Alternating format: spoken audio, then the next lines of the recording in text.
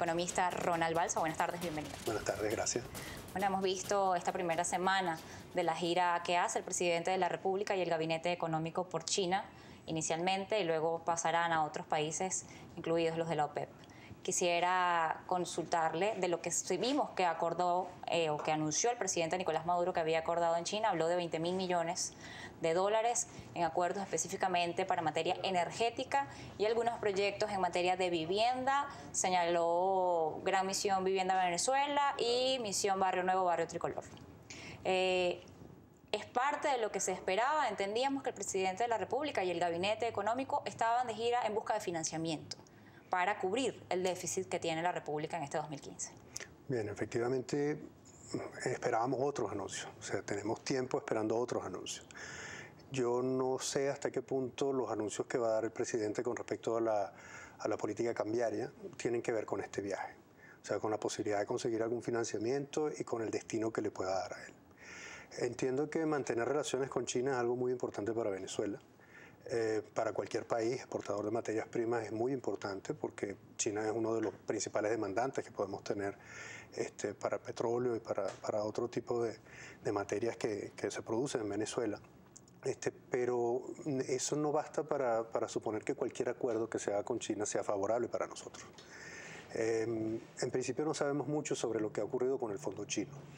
En la ley del presupuesto se hace referencia a todo lo que la Asamblea debe aprobar para el gasto que el gobierno va a hacer, gastos de inversión, gastos sociales y gastos de otro tipo, pero solamente aparece una mención colateral indicando que hay otros gastos que cubre el fondo chino, así como el Fonden y PDVSA.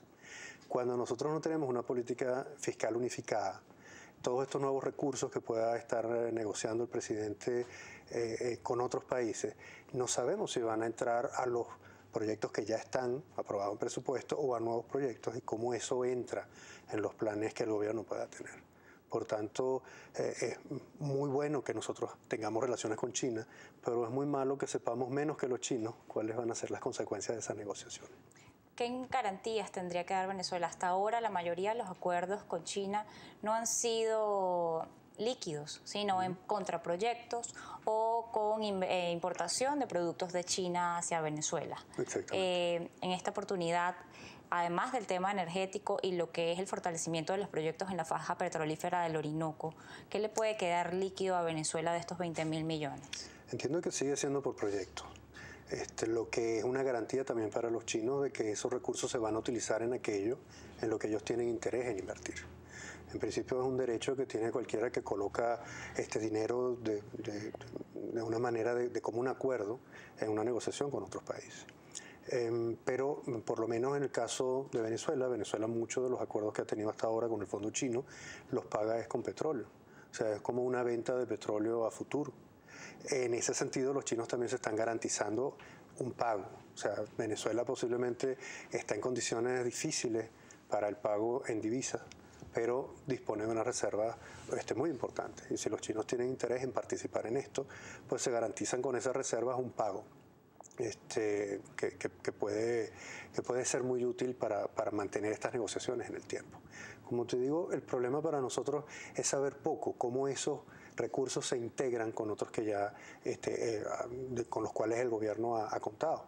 O sea, el Fonden desde el año 2005 hasta el año 2013, cuando tenemos las últimas informaciones, pudo administrar más de 120 millardos de dólares y no tenemos cuentas de eso. La deuda de la República sumada a la deuda de PDVSA es de 140 millardos de dólares y no sabemos mucho porque después de tantos recursos y con tanto endeudamiento estamos en unas condiciones tan difíciles en este momento. El Fondo de Estabilización Macroeconómica, que fue creado para ahorrar en los tiempos en los que íbamos a tener grandes recursos para usarlos en este momento, solamente tenían 3 millones de dólares hace poco. Entonces no sabemos efectivamente hasta qué punto esto va a ser tan ventajoso para nosotros como país como va a ser para los chinos. Si China se estaría garantizando pago con petróleo, Venezuela también está en otra condición difícil porque ya tiene un compromiso con China y con otros países con petróleo, pero además no ha aumentado sus niveles de producción, los sigue manteniendo iguales y hay quienes dicen que están inferiores. Además, el precio del barril de petróleo ha disminuido, lo que limita las capacidades de inversión en la industria para poder aumentar producción. ¿qué garantías entonces hay de que se pueda pagar aunque existe una reserva? Porque esa reserva hay que sacarla. Lo que no sabemos mucho es cómo son las negociaciones que el gobierno tiene. O sea, yo estuve, por ejemplo, el 30 de diciembre esperando que el presidente explicara qué era lo que pensaba hacer este año.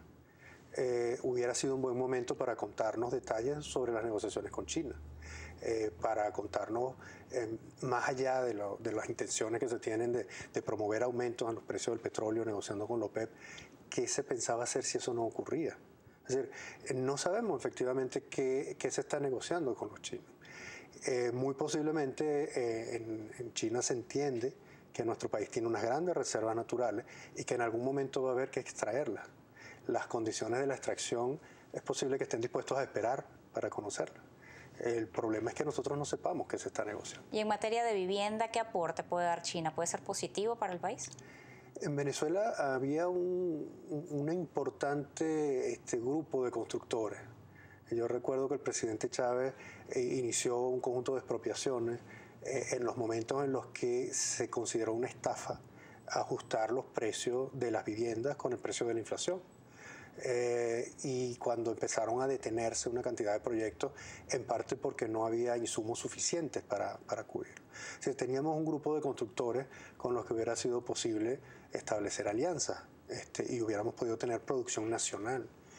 Llegar a acuerdos con otros países, independientemente de que sea China, se hace justamente en aquellos casos en los que no tenemos alternativa de producción interna.